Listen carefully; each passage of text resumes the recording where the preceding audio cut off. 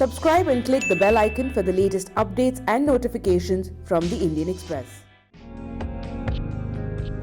Amit Shah as a party president and Amit Shah as a leader and Amit Shah as a campaign manager is entirely different from the kind of leaders we see around. The kind of push Amit Shah gives on this technology issue. We know that we have seen Chandrababu Naidu doing that. But Amit Shah is a combination of like the way the hard work, the way he keep in touch with people and personally monitoring things, and also give technology, use technology to its support.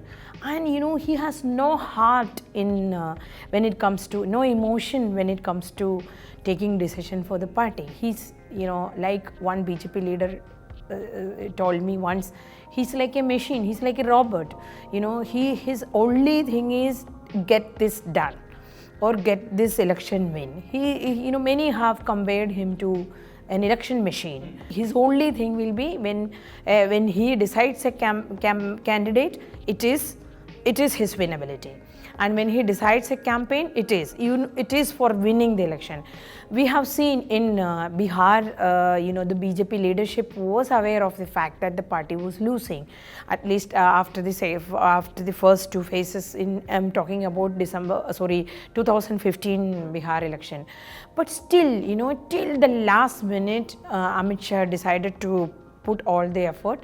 The same with what happened in Uttar Pradesh now. After the Gadbandhan's announcement, people thought that, BJP is going to do bad, BJP will lose it, but they haven't given up. Every inch they fought.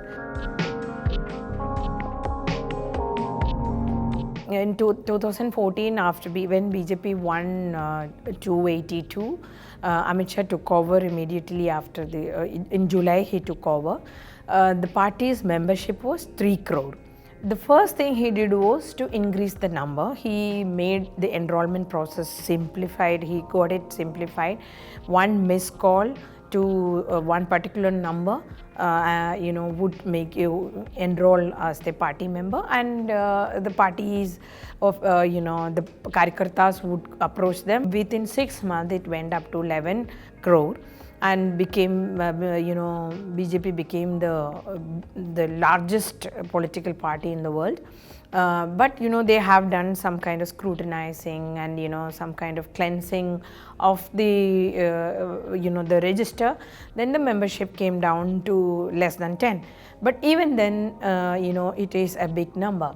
Then what he did was he wanted to train these people, ideologize them. BJP is an ideological party, whether one agree or not. They have a particular ideology and they want everyone who's following the party to follow that or to at least believe in it.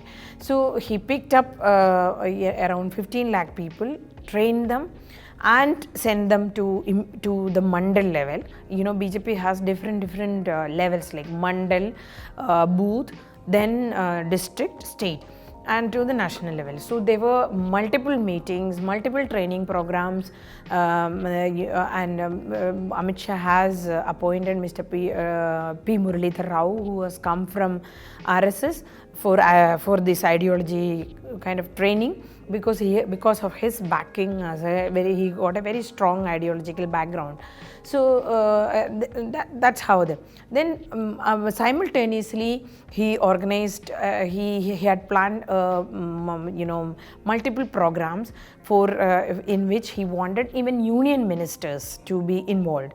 The union ministers, MPs, MLAs, even any elected members of BJP. We have seen, even other governments, like if you talk about any regional party government or even UPA, the previous UPA had a number of welfare schemes. They had a number of beneficiaries. There were, thousands of beneficiaries for this NRIGA. But the Congress never made an effort to mobilize them or turned them into their vote bank or a support base group, which Amit Shah did.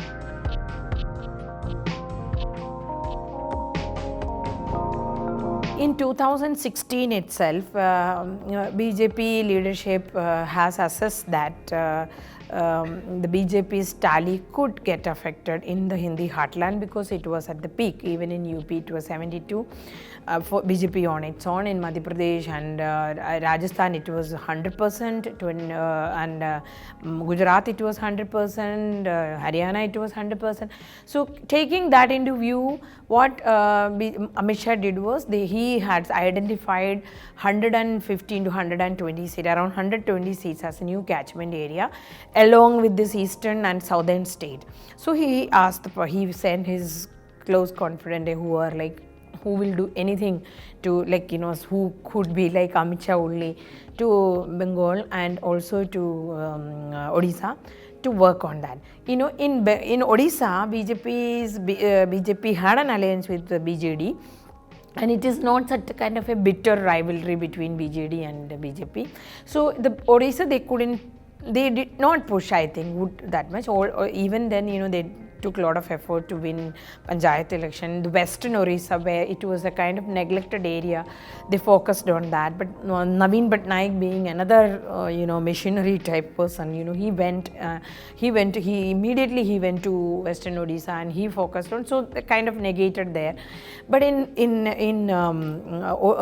West Bengal, what came as a blessing for BJP was that kind of sense of alienation for the majority population. So BJP used that citizenship bill and also the National Register for Citizens to kind of cash in on that sense of alienation among the Hindus, especially because of the illegal Muslim migrants. So they pitched themselves, the party, against Mamata Banerjee's appeasement, so-called appeasement policies. So they could, because of the kind of opposition they had to face, they became more aggressive. And we have seen the violence. The majority population, the Hindus, felt that BJP had a point. I think BJP could cash in on it very effectively.